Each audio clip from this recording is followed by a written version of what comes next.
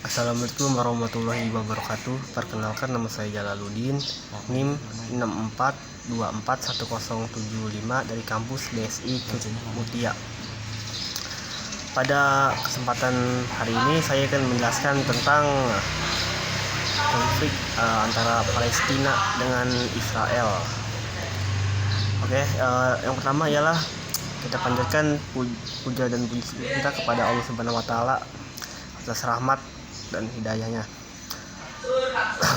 Jadi kita bayangkan sebuah negara kecil dihimpit oleh konflik dan ketidakadilan selama puluhan tahun.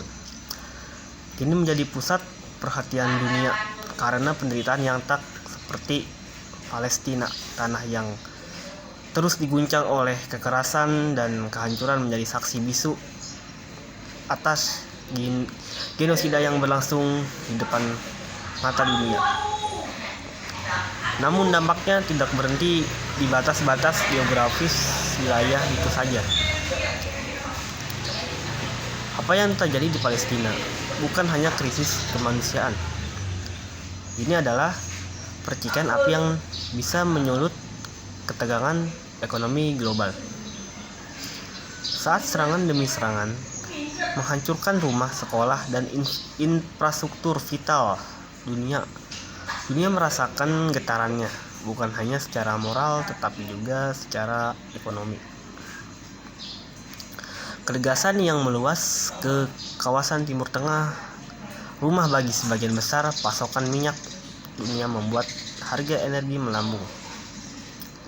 Dan pastinya setiap rudal yang ditembak bisa berarti lonjakan harga minyak di pasar dunia, yang akhirnya membebani rakyat kecil di belahan dunia lain dengan harga bensin dan barang kebutuhan pokok yang ikut naik.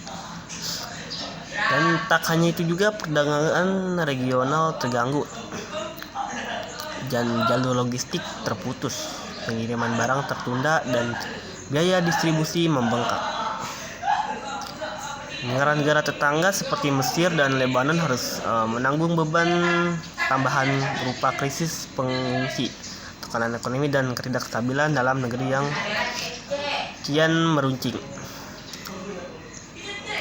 Sementara itu, dunia internasional tergerak, lembaga-lembaga kemanusiaan, negara-negara donor, dan masyarakat sipil belum berlomba-lomba untuk memberikan bantuan. Namun alokasi dana tersebut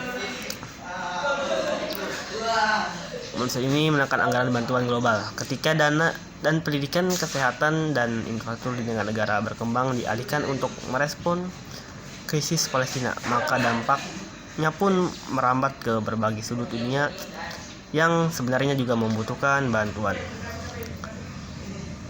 Dan tak sedikit pula masyarakat global yang melawan dengan cara sendiri, yaitu boikot. Gerakan konsumen ini berdampak pada perusahaan-perusahaan raksasa yang produksinya dianggap berafiliasi dengan pihak yang terlibat dalam penindasan. Penurunan penjualan, kerusakan citra merek, hingga hilangnya kepercayaan pasar menjadi risiko nyata mereka hadapi di tengah tekanan publik global. Di balik semua itu, kita belajar bahwa ketidakadilan di suatu titik dunia bisa memicu ketidakseimbangan di seluruh sistem global. Dunia ini terhubung begitu erat, saling mempengaruhi, saling menanggung akibat. Maka selama genosida di Palestina terus berlangsung tanpa solusi yang adil, perekonomian dunia akan tetap berada dalam bayang-bayang ketidakpastian dan krisis yang berkepanjangan.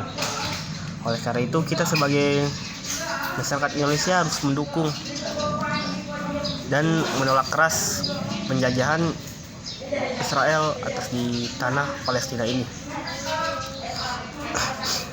Dan kita juga harus mendoakan saudara-saudara kita yang di Palestina. Kurang lebih itu yang bisa saya sampaikan.